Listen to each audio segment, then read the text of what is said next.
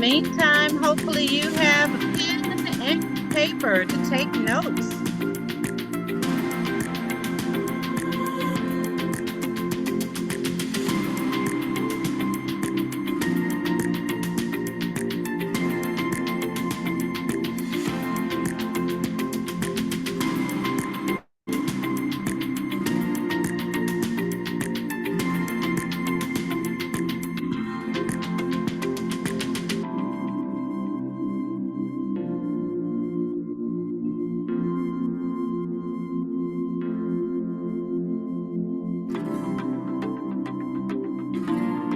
Good afternoon. We're going to get started in about 30 seconds.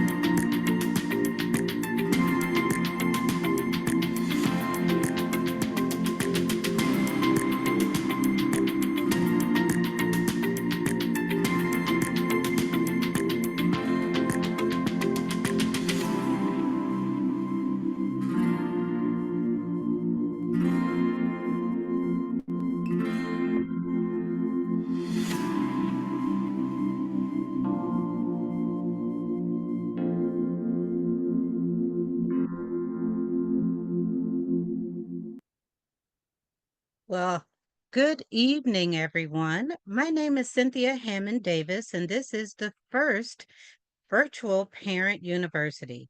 I want to welcome you all today. I am so excited about this event.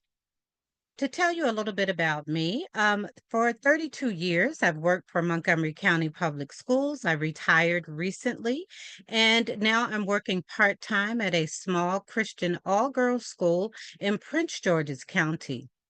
But 15 years ago, I had a radio show called the College and Career Information Hour, and I provided every Saturday morning on 1450 AM WOL, Miss Kathy Hughes' first radio station. She has quite a few now, located in Silver Spring, Radio 1. And so I provided parents with information about the college application process.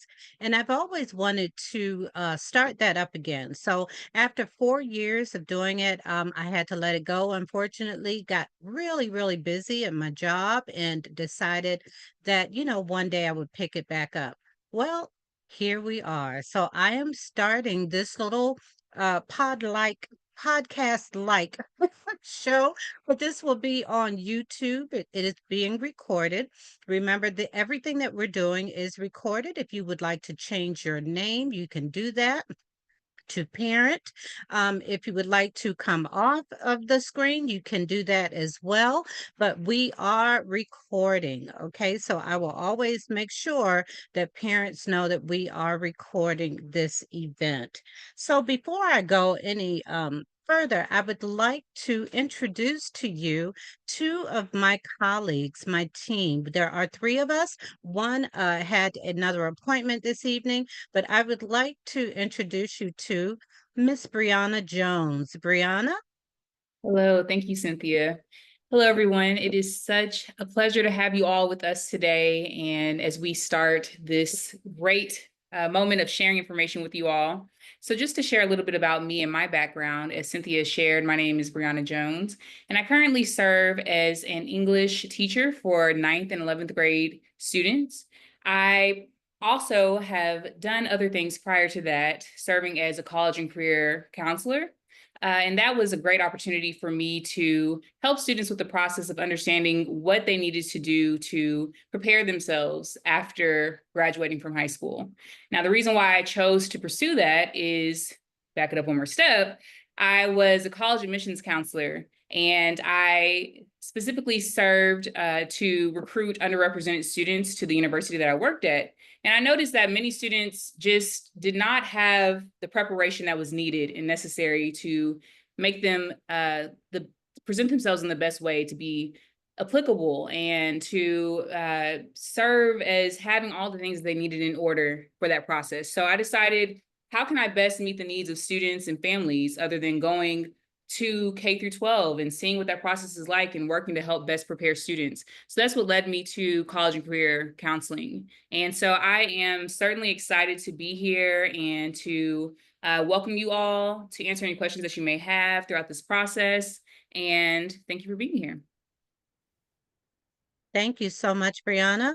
Now we have Miss Centanya Somerville. Good evening, everyone. As Miss Hammond Davis expressed, my name is Centanya Somerville. I am currently employed as a career advising cluster liaison. And this is my second year in that role, supporting a state initiative which focuses on career readiness. Prior to that, I too served, as Miss Hammond Davis and Miss Jones have mentioned, as a college and career information coordinator in a local school system here. In that role, assisting students ninth through 12th grade prepare for post-secondary pursuits. My interest was really piqued in that area because I am the parent of two children, and recognizing that this can be a mystifying area for families to explore. I spent their middle school years attending college fairs and just trying to figure it all out so that by the time my children were ready for high school, we were on a progressive positive track, because I knew it was important for them to be prepared to be competitive at the secondary level. And sometimes people don't always tell us that being prepared for life after high school begins before you get to high school, which is why being a part of this opportunity with Parent University is so important, to understand what you need to do in our roles as parent, staff, community, to have our students supported in the best light. So I am so excited to join everyone this evening and look forward to our journey together as we continue this process. So thank you for joining us. Thank you so much, Centanya. And Centanya brought up a wonderful point there. As parents, I remember going through this process with my children and going to the high school, and their high school did an awesome job working with them through the college application process. But I'm not sure about your children, but my children did not tell me everything, right? So I needed someone to talk with so that I could make sure that my children were doing the things when they should be doing them. So because of that, and because I love what I do, I really want to talk with parents to help you kind of know what things your child needs to be doing, even during middle school, the first year of high school. All of that information is important. So I cannot tell you how excited I am about this evening, because it has been a dream of mine to start this process again, because I know that in our jobs every day, we can't talk with parents. We just don't have the time. So I wanted to provide this space so that you can ask your questions. We'll try to get those answers for you in some type of setting. So I'm setting the tone now to say that we are going to be a place where you can ask the questions. If we don't know the answer, we're going to go and find it so that you can have that answer. So we're going to meet monthly. Now, today, we have a guest speaker, and I'm going to introduce him in a second. But I want to tell you that next month, Next month, we are going to be talking about how to pay for college. There are so many things that are happening with this new administration that's coming in. We need parents to be aware that you might have to dig deeper. Okay, dig deeper in your pockets and think about, not only where your students might be interested, so sending them to the place what that best fits them and best fits your pockets. Okay, that's going to be important moving forward. Now, without further ado, one of my guest speakers on my radio show, I want to say 15 years ago, James, I can't even believe it's been 15 years, but 15 years ago, I met this wonderful young man, and I can't even remember how we met. I can't remember. But anyway, he came on my show, and we have been friends ever since that time. He is a awesome young man. He is the senior director of undergraduate admissions at the University of Maryland College Park. And I want to introduce to you all Mr. James Massey. Now, remember, you all have already sent your questions in. So we're going to ask him the questions that you all have sent in that relates to that. We are going to talk about scholarships and money next month. So we're going to try to ask some of the questions that you've already answered. If we have time at the end, we'll open it up so that you can have additional questions or any questions you want to ask that have not been answered. All right. So I think I have the first three questions. Also, Mr. James Massey, introduce yourself and let me look up these questions I have for you. Oh my goodness. Thank you. Thank you so much. And it's just a pleasure to be with you all this evening. I'm going to take that compliment for young man as long as I can. So thank you so very much for that. But I'm James Massey. I'm the director of undergraduate admissions at University of Maryland College Park. And I've been at the University of Maryland now going on 23 years in admissions there. And so I've kind of seen the university and its ebbs and flows over the years, different presidents, different provosts, the move to the Big Ten as an institution, and then, of course, where we are now in terms of weathering different storms, to be quite honest with you. Seeing the SCOTUS decision come to light and then traveling the country, working with other institutions so they understand exactly how to move past it and how to do the work that we do at University of Maryland. We really pride ourselves in being a national institution in terms of our process, but most importantly about how we treat our students through the admissions process. And just kind of seeing that and then also seeing other things that have developed more recently, it really is an interesting time to be in this field, but it also is a great time because you're able to really think and be able to determine what's best for our students and of course what's best for our families as well, as we want to make sure that all of our students have every opportunity available to them. So pleasure to be with you this night and looking forward to all of your questions. All right. And so tell us about the University of Maryland and what type of student would best fit the University of Maryland. Sure. At University of Maryland, we're the flagship of the state of Maryland, and so we literally have about 30,000 undergraduate students, with our graduate population just under 50,000 students. And so you're talking about a very large place for students. Students, though, with a very large institution and a flagship, are able to take advantage of just about anything. We have students that come and want to be engineers, students that want to do business, students that want to do computer science, but we also have students that are interested in the arts. They're thinking about theater, studio art, students that want to really kind of go out and do great things in policy. We have an undergraduate policy major, for example, which is very rare to see undergraduate students going right into policy types of studies. So that's what the beauty of having a flagship institution is, that students, again, can do lots of things. They don't have to just do one thing. The way University of Maryland is structured, we have 12 academic colleges, each with its own dean and its own faculty members and administrators that are just responsible to those students. They know the university and they're able to assist students in going and traveling between the different colleges, but they are really hired to be experts in that particular college because we want students not only to come, but also be able to be successful and to graduate and go out and do something. And that do something piece, we're a do good institution.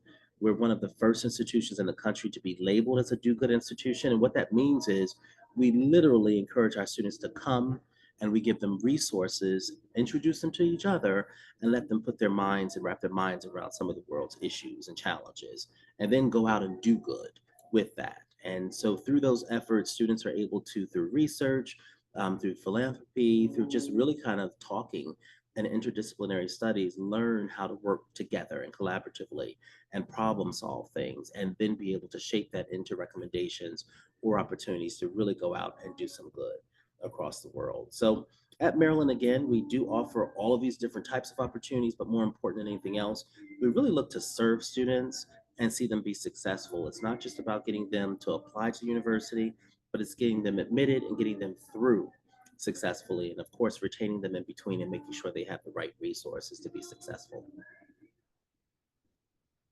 All right. Now, we do have at some schools, they have something called early college, and some of our students are graduating with an associate's degree and a high school diploma.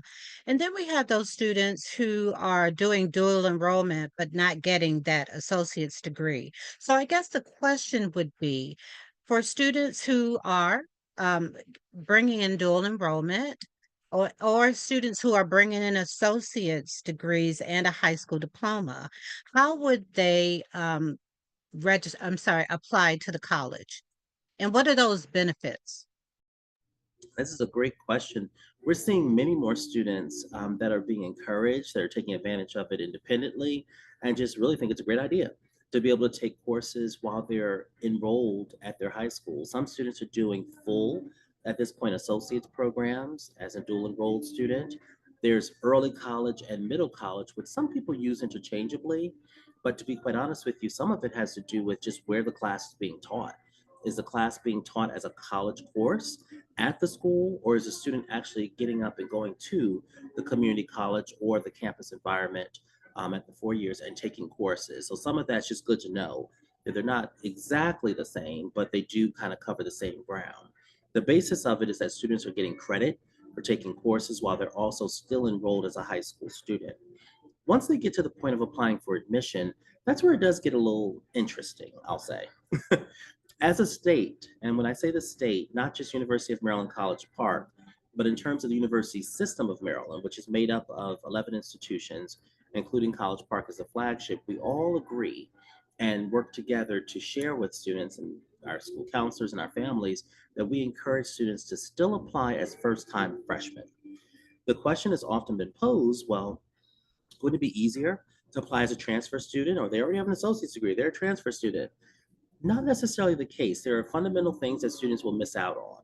They'll miss out on guaranteed housing as a freshman student. They'll miss out on scholarships that we can only award to freshmen that are incoming, and not necessarily as many opportunities for our transfer students. Some of them miss out also on living learning programs, like being invited to Honors College or College Park Scholars, or these special learning experiences that students would take advantage of.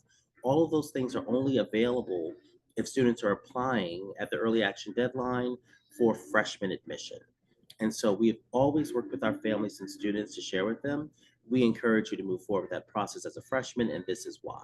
So they know the exact why behind it. Now, they don't lose out. They don't lose out on credits. If a student has an associate's degree, they've done 60 or 66 credits, whatever it might be, we will give a maximum of 60 credits from a 2-year institution and a maximum of 90 credits overall. If a student is taking classes at a community college, maybe they finished the associates, but they also took another 6 credits at UMBC or Towson. Those 66 credits could all come in and they'll all count towards that student's degree, which is available at 120 credits for completion for the bachelor's. So we try to make sure that everyone has all of that information so they know they're not missing out on anything, but it's just that we want them to get the best advantage of the program. Students may come in as a freshman, come with those credits, and still graduate early. They're not held to 4 years of being at the university, but it's just making sure, again, they get the best competitive advantage and the most resources coming in as a freshman. That is really, really good to know.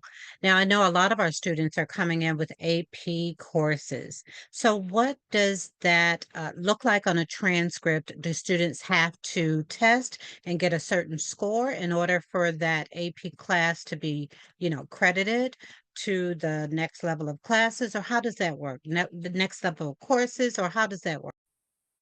So that's an interesting one because at this point, so many students, the majority of students are coming with some level of credit. And with our advanced placement courses, as well as our IB program, a lot of students are thinking about IB, or they may be at a school that offers both. Some students that are doing a full IB diploma program can also be at an advantage point of receiving credit for doing that full IB diploma program. But by the AP courses, given that they're a la carte, a student could take an AP course, but as long as they do take the corresponding AP examination and they score a 3 or higher, they could receive credit from us and most likely will. In the days of past, it was a 4 or 5, but then there was legislation that was passed where if students are scoring threes, most institutions now will need to award or find a place where that student will receive that credit. It may not be a course for course articulation, but it could be also credit for an elective level course that they could receive as well. So that depends upon the type of course they're taking and where they receive the credit for it. For example, if a student's taking a math course, it could very well be for that particular major that might be STEM or engineering or computer science. They want that student to have a heightened level of math that's available at the institution, but they'll still get credit for it. But where that credit may be assigned may differ based upon the academic major the student is pursuing. Awesome information. Now I'm going to switch over to Centanya, who has the next three questions for you. Okay, Well, good evening, Mr. Massey. good evening. We've had parents ask several questions. Does UMD have scholarships? Part one. And what does my child need to do now to prepare for those? This is one of my favorite questions when we get into money, money, money, money, money. So I always tell our families and our students as well, don't let anyone tell you that money is not important or don't worry about it. Worry about it, but within reason. One of the things that I really tell a lot of our families as well is to think about merit scholarships in a way where you're not necessarily dependent upon the institution that the student may be applying to fully fund it, because that's not typically the case. Most institutions, including Maryland, may have some type of full scholarship opportunity that students can apply for or they're considered for automatically as part of the admissions process, but that's just not the case. And there's usually a very limited number or pool of those full scholarships that are going to be awarded. So going into the process with your eyes wide open, knowing that this is probably going to be a grab bag of things. It might be something that's monies from the school that might be merit based. There might be some things that are need based. It might be money from the state. There might be, a senatorial or delegate scholarship, and there might be some type of, heck, it might be a church scholarship where you're attending. All of these things are going to help to create what the financing of the higher education degree is going to look like. And the more that families can think about that going into it, I think less of a sticker shock, and they're not as surprised or scrambling during that senior year to try to figure it out because it is a 4 year commitment. And so for that first year, it might make good sense or it looks great, but you have to think about year 2, year 3, year 4. And so for Maryland, we always work with our prospective students and families to share that when you're applying to the university, you don't have to apply for an additional merit scholarship from admissions. However, some of our academic colleges do offer freshman monies. There's few and far between because most of them want to wait until the student's a junior or above and then review them for academic monies. But there are a couple like engineering, the College of Education, business. They do have some monies. Ag and Natural Resources also has monies for freshmen. But from the admissions office, we have a presidential level scholarship. We have a dean's level scholarship. Those are automatically reviewed and awarded to students as long as they apply by November 1st. Typically about the top quarter, I'd say 20 to 25%, based upon the budgetary year, may receive some form of scholarship from us. But that means that about 75 to 80% of students don't receive a merit scholarship from us. They may receive need-based opportunities. They may receive need packaging if they're an in-state Maryland student, but they may not receive a merit scholarship from us. We also do have a full scholarship called the Banneker Key. Now, this kind of gets at your question about, well, what can they do to prepare? Everything. It's not the time to be shy. It's not the time to not tell us. We want to know everything from, of course, we got your academics. We can see the transcript, but what are you doing outside the classroom? What are you really excited the most about? What do you spend your time doing? Things like what you're doing in your faith-based community. That often is something people don't tell us about, but anything you're doing and spending your time on is fair game. So don't not share some things that you spend a whole lot of time on because you think that's not going to be competitive or that's not interesting. Students that are doing community service, yes, for service hours, but there might be some project that you have a specific role in and you've been doing it for the last 8 years. Go figure. Tell us about that. Those are the things that are going to make those students stand out and where we would hand select them for Banneker Key.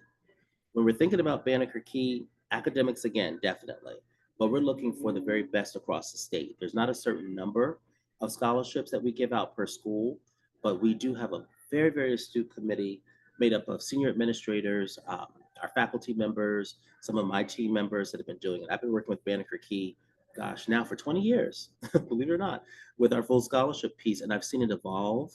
And now we really are paying such close attention to the state of Maryland being a flagship. I would say 80% of the students that are invited for Banneker Key are all Maryland residents, and 90% of those that receive the full scholarship are Maryland residents.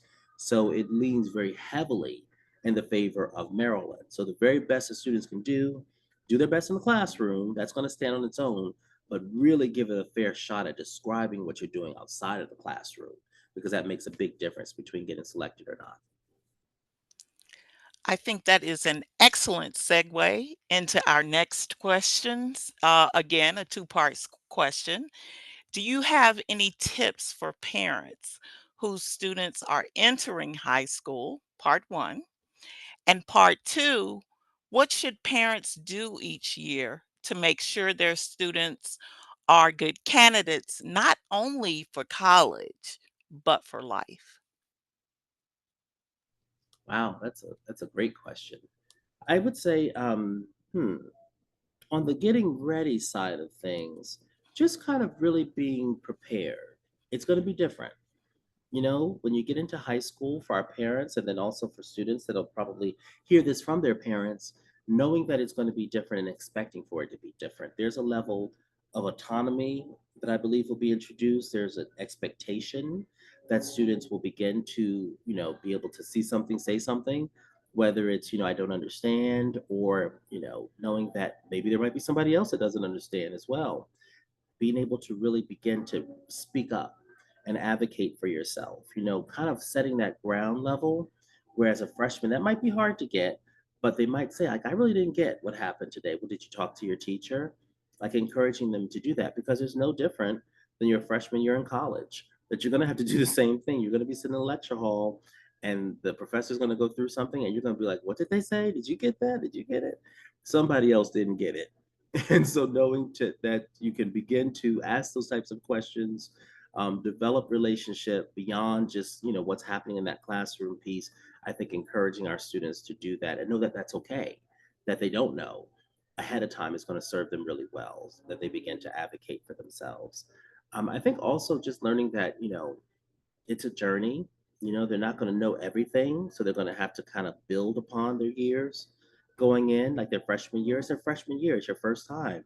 You're going to have to figure out basic things like where's my locker, like how do I open my locker, and where's lunch, those types of things. But as they continue to go, encouraging them to find what they're passionate about, what they're interested in, and then pursue it. They might think they really love one particular subject. They take it and they're like, I don't really like that much. That's okay. Not to really force that on them, but to really kind of help to expose them to things that they could really figure out what's best for them and what they really are passionate about, they want to pursue. So I think that's important. On the second piece, wow, just in preparations and for life, that's a harder one, but I think it's very similar, that they have to be encouraged.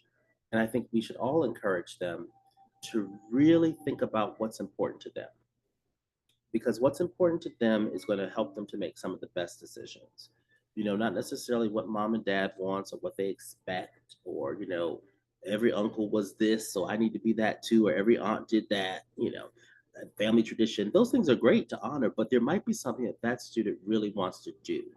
And so the more that you can keep that lane open, I think the better the outcomes and the better the opportunities that will naturally present themselves and that students will be drawn to and take advantage of, because they know it's okay. If they say that they want to go away from home, well, then let's look at the schools. They might go and say, this is too far. I don't like it. But just because they said they want to go away from home, they still might wind up somewhere very close to home, just because after they see everything, they make the very best decision, but they had the choice. Excellent. Thank you for those responses. And then finally, are there summer programs that are available for students? Oh, yeah. So summer programs, this is a really good one to talk about. We have summer programs, but there's summer programs everywhere for students, and some are at cost and some are not at cost. But most of them are going to have some type of financial piece that's related to them, especially if they're going to allow for students to be able to receive credit. So, for example, at Maryland, we have a program called the Terps Young Scholars, which is an opportunity for our students to be able to take a course, University of Maryland course, with our faculty members, and then be able to also experience life on campus for a short amount of time during the summer. That experience is very valuable because it might be the student's first time on a college campus. It certainly will be their first time in a residential experience on a college campus, but also it gives them the introduction to what the course might be like at, let's say, University of Maryland specific. Many of our students now, because of dual enrollment and early and middle college, they're experiencing courses. But again, as I said earlier when we first started, they're all not the same experiences. You know, the location, if it's virtual, the modality that it's offered in, all those things make for a very different experience for our students, depending upon what their lived experience might be. We like our young scholars because it gives students opportunities to be all together and have a cohort experience, really get to know each other, have some socialization, but also get to understand what that college experience is, and then also be able to introduce some autonomy to them as well. So I would highly recommend that program. Now, while I, of course, would say Terp Young Scholars is the best one going, any institution, most institutions offer some type of similar program. We've seen some of our students that go to Brown, they go to Yale, go to great places. One, to kind of test out what the environment's like at that school, but also just because it's a really intriguing concept for them to do as well. But I would definitely take a look at summer programs, summer academic programs that may be credit bearing. Some of the other opportunities that are available too, rare, but you may see opportunities like that where students can just come to campus and be able to kind of see like kind of like a day in the life of, like an extended visit type of program. It may not be credit bearing, but it might be something that's sponsored by one of the academic colleges. Many more of our academic colleges are doing that during the summer, where a student might be able to come, might be more of a day-like program, not an overnight residential experience, but for a week they can do some things in that particular college that will expose them to what academics and then also collegiate life might be like if they were affiliated with that particular academic area as well. So great opportunities, both day and residential opportunities. Fantastic. Well, thank you so much, James. You have provided great insight. And I'm kind of shifting gears at this point. As we reflect and think about what the current climate is with the new administration, we know that that does have an impact in some cases on the university setting. So we are curious to know what that looks like, that impact looks like on your university, and if there's been any changes or effects that you've seen taking place or soon to come down the pike. That's a great question, and thank you for that. And I have to share, I'm at the New Jersey Association for College Admission Counseling in Atlantic City, of all places. I said, smart group to host their conference the week before Memorial Day in Atlantic City. Wow. They've got a great turnout, and they have their live band playing. So if there's a band playing in the background, that is real and it is happening. But it kind of is a great backdrop for just the life that we're living right now, where everything is just unexpected from day to day, week to week. We have our eyes glued to the TV the same way that you all do. And there's so many things that have been just kind of shifting under our feet. So last year we had SCOTUS. SCOTUS, by the way, was a legal change. And I say that for a reason because it's a difference when it's a legal change, whether we agree with it or not, and it has to be implemented immediately versus things that are hearsay and that it sounds like, or, well, this one got called on it, but that one didn't get called on it. A lot of the things that are happening currently haven't necessarily been law. And with them not being law, you have to pay attention to it, and see how would this affect us, almost contemplate what it would look like, or would it affect us, or are we vulnerable to that? But it's not something that is now law and you have to now change everything. What we've seen is that some institutions have been very quick to the draw to change. I heard that you should no longer do this, or it's frowned upon that you have that, or, someone does not particularly care for this particular type of programming, and they've changed it, but it was not law. And so, every person that you may ask from every institution, you might get a different answer on this. But the way that I can best say it is that we have always been an institution that whatever the letter and the law is of the land, we're going to follow that. And we're going to be very much so in line with what those requirements are for all of our students and for our institution and everyone else. But at this particular point, we haven't necessarily had things that have been specific to Maryland that we've had to about face or change on. We've always been committed to access for all of our students, and we still remain very much so committed to access. And you see it in the work that we do. And so, with that being said, we haven't necessarily had those things and those particular challenges, but we've seen it play out in other institutions. And it's just a really interesting time where you have to, again, be very much so engaged with what's happening in the moment, but also very much so watchful over, what does that mean? And step away for a moment and process that as an institution, understand what does that mean for us as an institution. It might not mean the same thing for the institution down the road or around the Beltway, but really processing that for us as an institution. And as I said, I'm proud to say that we haven't necessarily had to change many things. There are some things that I think every institution, whether if you were participating in particular research, for example, some of our faculty members who had research in particular areas where monies were pulled back, that's beyond their control, and they've had to adjust with that. But in terms of wholesale or how we go about our process or applying to the university, those types of things, outside of SCOTUS, we haven't had to make any changes. Thank you for sharing that. I think that you made a really great point of thinking from the full picture and taking a moment to step back to really see, like, what does this actually mean for particular universities and for your institution, for UMD? And a follow-up question that was provided to us by our families and caregivers, it's specifically in relation to diversity, equity, and inclusion. They are curious to know, kind of in the similar vein, but focusing more so on that DEI perspective and providing access to students. Have there been any programs that have been cut due to any changes or when it does come to specific shifts at UMD? Another great question and good questions to ask. Again, we've been fortunate that we haven't had anything that has been either eliminated or cut.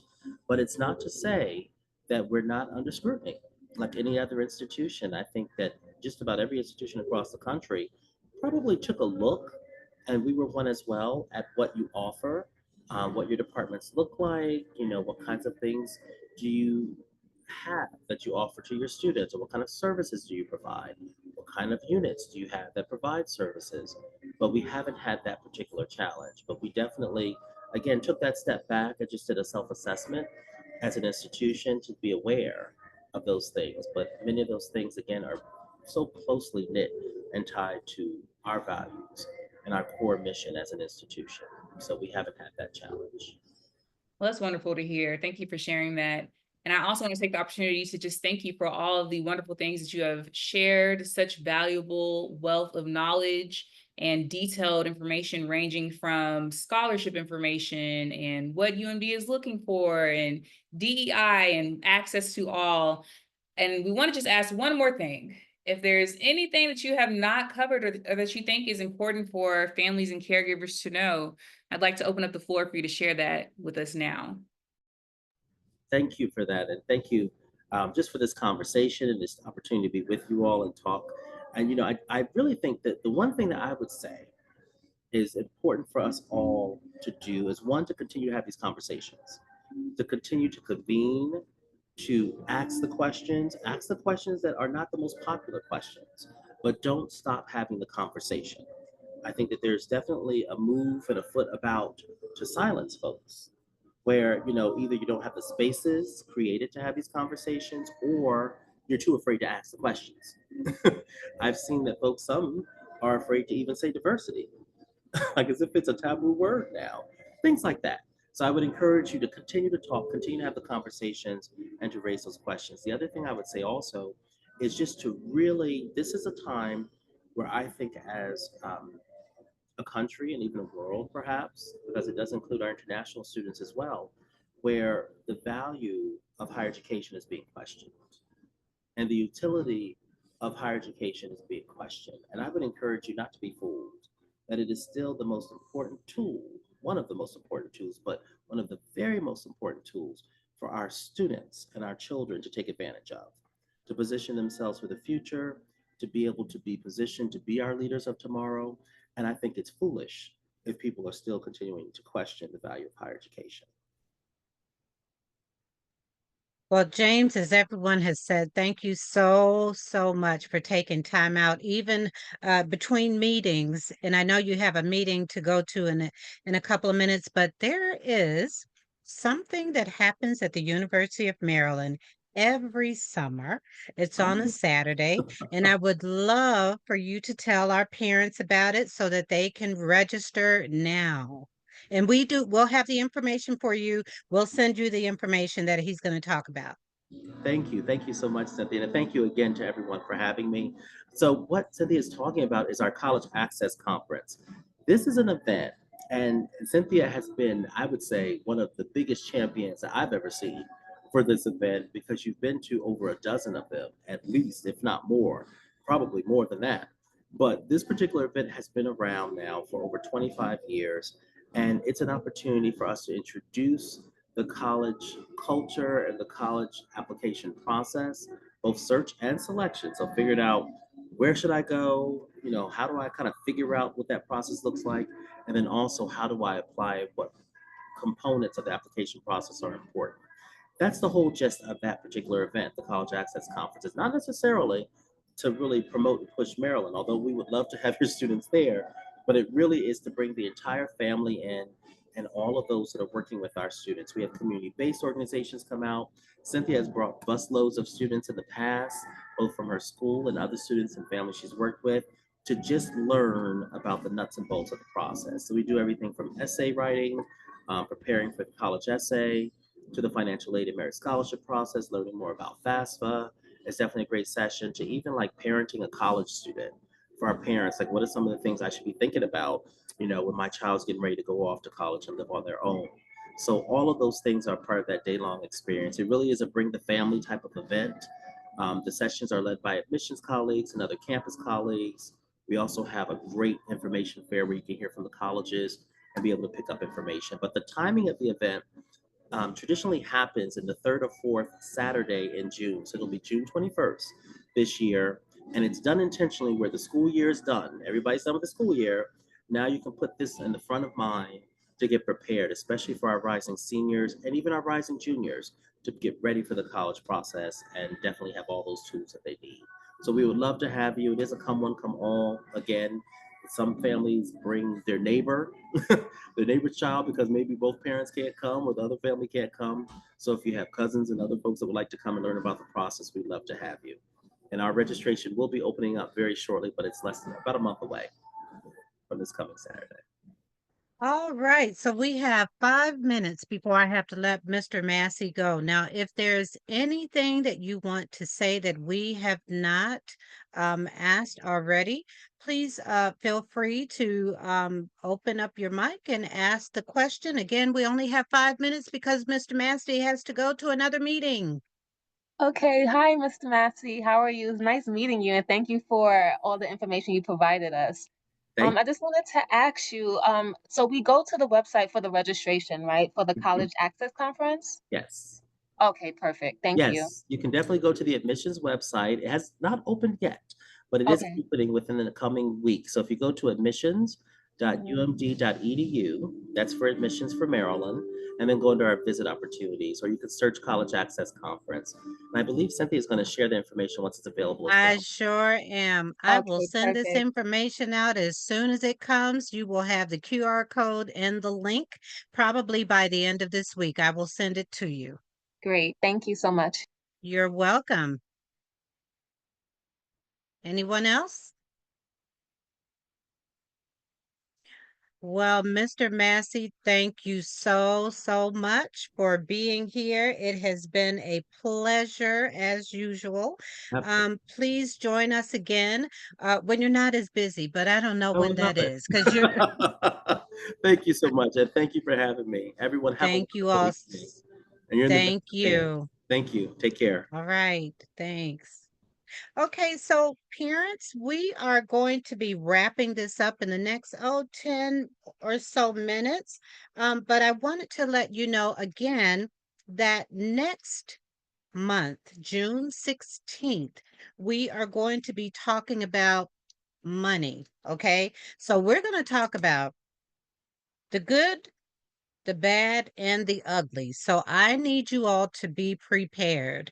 We have been in this game for a long time, and we are going to show you what the true scholarship, what the scholarship means, how many people apply to certain scholarships, how many people actually get it, what to do to make your child a student who will receive those merit-based scholarships at the college.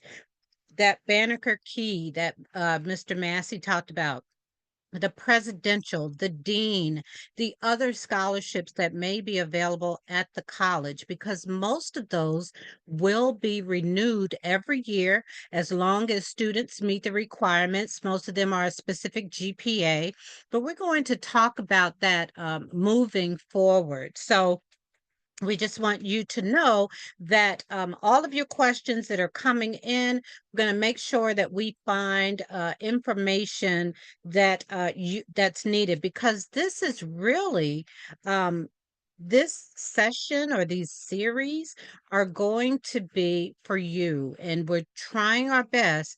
When you ask those questions, we're going to go out and see if we can find the answers to them. Why? Because as parents, we remember there was hardly anyone to go and ask these questions. We couldn't find people. So we understand that, and we know that this is a need. And again, this is free. There is no cost to attend any of these meetings. However, there may be some things that you want to know. Like I think someone asked about a essay workshop, or how students can find this, or how students can be involved in SAT or ACT prep. Now, of course, if we provide you with those resources, I'm sure those companies or individuals will charge a fee. All right. But these meetings that we have here are absolutely free, but there may be something that is asked that may have a fee attached to it if parents decide to do that. Okay. Um, we want to also share with you our 11th grade students. Remember that this time of year, students should be making sure that they're kind of narrowing down or looking at those colleges, even if they can't go. If you can't visit the college right now, it's good to look on those websites, have those students ask questions. And so, um, I'm going to I'll send you information about my website, and I will have on my website questions that you can ask. When we come back in June, we're going to talk about the Opportunities Manual, which is a really good free resource to you. We're going to try to give you as many free resources as possible, because we know college is expensive. You know, that's where you probably need to kind of have your money. And a lot of the schools are going to provide the information and the resources, and the things that your children need to be doing, like the Common Application, the FAFSA, the CSS profile. Those things, when they come out, they may be available at your school, but if not, we do have places and resources that you may be able to, at a cost, have your child attend those. Now, is there anything, Brianna and Sintanya, that you all would like to add before I open it up to other questions from our parents? No, I think that we are at a good point to open up. I think we're able to receive great information from Mr. Massey as well as yourself. So thank you. Thank you. Great. I agree. Okay, so if you all have any questions at this point, you can go ahead and ask those questions.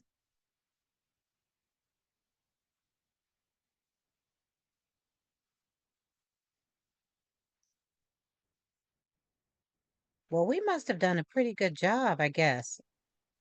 Yes. I don't really have a question, but I so enjoyed this conversation. This is Danielle Solid. I so enjoyed this conversation with Mr. Massey and you all. So thank you very much for sharing Thank you. and being Thank a you so much, resource. Danielle. Oh, I forgot to ask where you all, I forgot to ask to put in the chat where you all are calling from, but I know the majority of you, there was a lot from Blake High School. There were some from other places in the area. But thank you all for coming. And if you want to put in the chat, the maybe the high school where your child is from. I think the majority of you are Maryland. It may be a couple of DC, maybe some Prince George's, Montgomery County, if you'd like to put those in. Thank you all so much. Um, I don't know. So Blake, was it Mr. Marshall who gave you the information or was it someone else? Hi, my name is Amberine Hussein. I don't have a child at Blake, but I help recently resettled refugees in Montgomery County assimilate over here, and I'm helping a refugee girl who has been here less than 1 year, but is academically excelling. And I just really want to help prep her. She'll be the first person, God willing, to go to college in her family. And it's just so exciting. And so I am a mother of four, but four little ones. And so I told her it's been a long time since I was in college. And so I'm Mm-hmm. excited to keep learning from you guys. Thank you for hosting this. Awesome. Thank you. Thank you. I have just I had a student in Florida, a virtual student who was a refugee as well. She is graduating today actually from Florida. She is going to Mount St. Mary's College. She's been accepted there. So, yeah, we look forward to working with all students and hopefully we can, give you as much information as we can. Now, there is one thing that I want to share with you all for our 11th grade students. There is, and I'm going to give you all my website as well. Now, let me say this. Remember, all of this is free, right? However, there are some things that we are going to be providing families whose students may not be able to get things done during the school day. So we have something coming up called the uh, College Application Boot Camp. So it is Operation Get It Done. So this is for our 11th grade students who are about to go into their 12th grade year and filling out that common application. So we have a common application boot camp. We'll share that information with you. However, I want to say this, we are not competing with schools. Okay, we are not competing with schools. We want to provide uh, outside of school help, right? There's no obligation to you all. There is going to be a virtual common application boot camp. There, we can give you more information about that. There is a cost for that. But your schools, your college and career centers, your counseling departments, you can have those the staff members work with your students. So during the day, then that's fine. But this is another opportunity.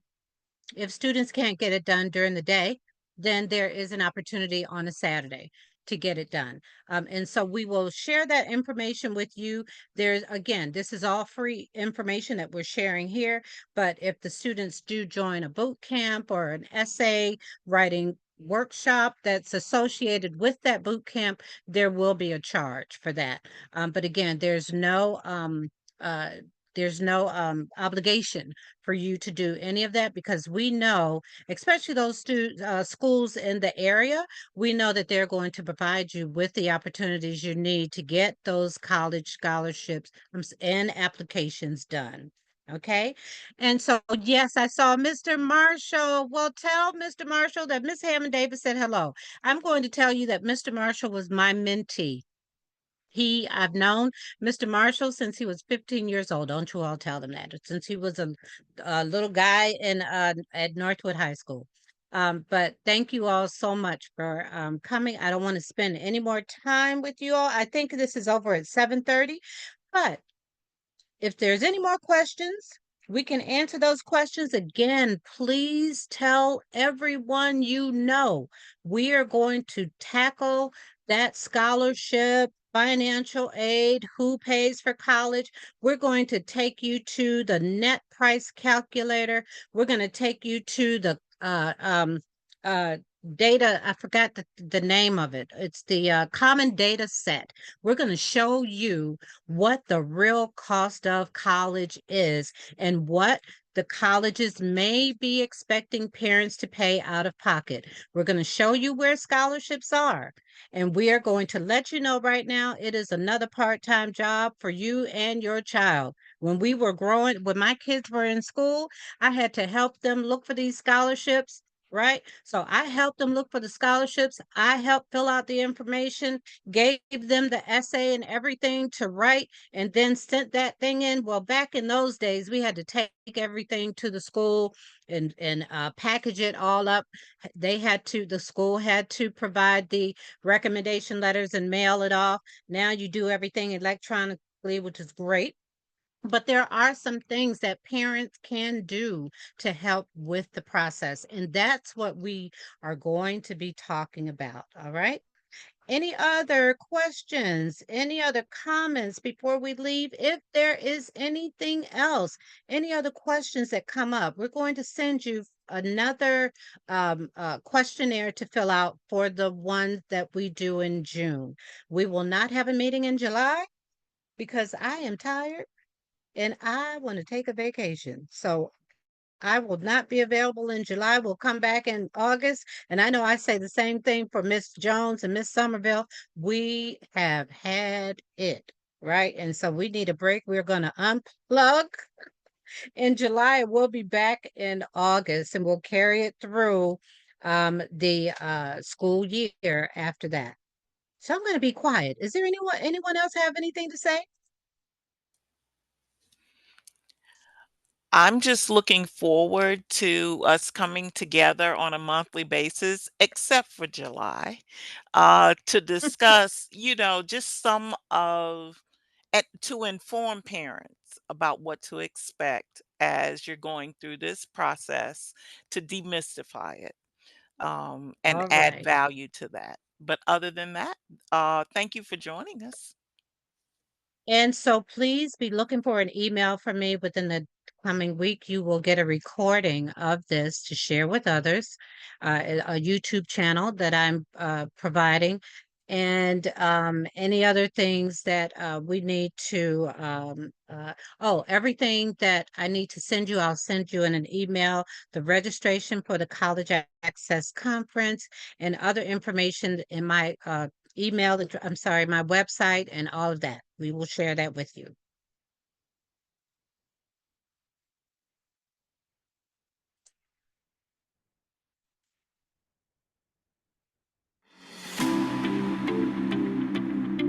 All right. Well, ladies and gentlemen, thank you all so much for coming. This has been our first virtual parent university, and I'm so excited that you are here. Hopefully you will share this. We want to have hundreds of people on this call. Thank you all so much for coming. Have a good evening.